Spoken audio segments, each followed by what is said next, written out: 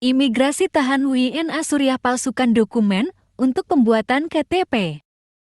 Imigrasi dan pasar menahan seorang warga negara asing asal Suriah Muhammad Zihaib bin Nizar karena diduga memalsukan sejumlah dokumen untuk pembuatan kartu tanda penduduk.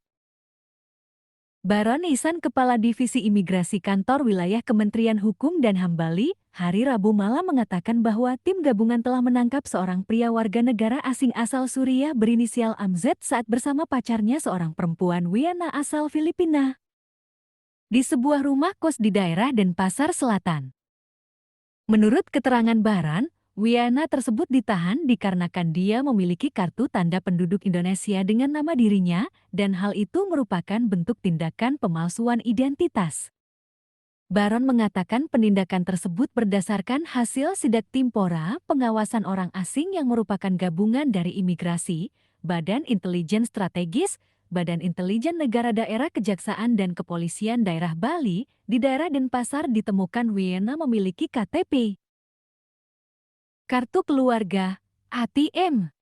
Baron mengaku belum mengetahui secara pasti alasan pembuatan KTP bagi WNA tersebut dan rencananya akan dideportasi menunggu hasil pemeriksaan pihak kepolisian. Alasannya belum jelas. Kita harus tahu alasan dia bikin KTP. Apalagi ini membahayakan kalau ada orang menjelang pemilu ke 2024. Di 2024 ini untuk kita akan sangat membahayakan kalau ada orang asing bikin identitas WNA seperti itu. Tujuannya apa kita belum jelas, kata Baron seperti dilansir Antara. Saat ini imigrasi masih menunggu hasil gelar perkara dari kepolisian dan kejaksaan untuk selanjutnya melakukan penindakan terhadap WNA tersebut. Kita sudah koordinasi dengan Polri dan kejaksaan, nanti sudah dilakukan gelar perkara, dan kita tunggu akan diserahkan kemana. Ada mekanisme yang harus dijalani oleh Polri dan kejaksaan. Jadi, kami menunggu mereka, kata Baron.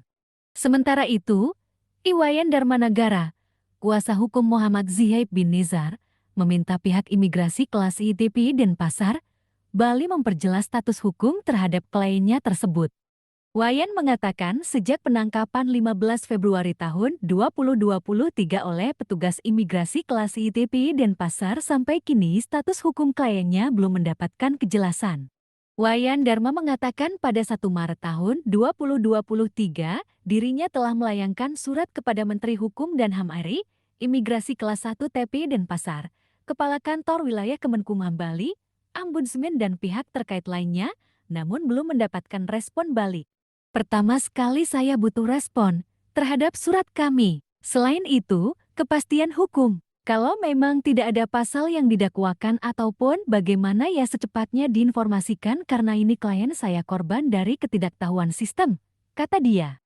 Wayan Dharma mengatakan setelah penangkapan oleh pihak imigrasi pada 16 Februari tahun 2023 di sebuah rumah kos di daerah Denpasar Selatan, dirinya tidak diberikan surat penangkapan atau penahanan terhadap kliennya tersebut.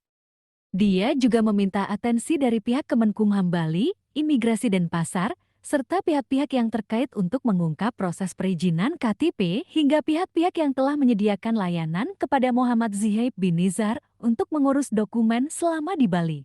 Wayan pun mengungkap sisi lain dari penangkapan terhadap WNA asal Suriah tersebut, yakni adanya dugaan penipuan oleh pihak lain di mana pada awalnya WNA asal Suriah tersebut tidak memiliki niat untuk membuat dokumen seperti KTP menjadi dokumen yang menyebabkan dia ditangkap. Nizar yang tak mengerti bahasa Indonesia bermaksud membuat kartu ATM untuk mempermudah keperluan di Bali. Setelah berkenalan dengan seorang WNI berinisial N lewat aplikasi pertemanan bernama Tinder, Nizar pun dibantu oleh teman yang dikenalnya tersebut untuk membuat buku tabungan. Namun, dia tidak memiliki kelengkapan administrasi untuk pengurusan dokumen kartu tabungan. Singkat cerita, Nizar diarahkan temannya N menuju sebuah unit layanan kependudukan dan catatan sipil di wilayah kota Denpasar tanpa tahu untuk keperluan apa. Setelah itu, temannya bernama N meminta bantuan pamannya yang berinisial Panjang untuk mengurus dokumen KTP. Dalam dugaan nyoman, Panjang inilah yang memfasilitasi pembuatan kartu keluarga dan KTP bagi Nizar. Setelah pengurusan dokumen tersebut, Barulah dia kaget ternyata dokumen yang diminta bukan kartu kredit melainkan KTP. N menunjukkan KTP dan kakak melalui HP-nya N kepada klien saya. Disitulah dia kaget dan sempat berselisih dengan N sampai klien saya diblokir dan komunikasi selanjutnya diambil alih. Nizar mengaku dipaksa oleh paman N untuk menyerahkan uang sejumlah 8 juta rupiah. Bahkan pada pertemuan kedua Nizar memberikan sejumlah uang tambahan karena dipaksa oleh paman N yang diduga seorang aparat di Bali dengan total keseluruhan 15 juta rupiah.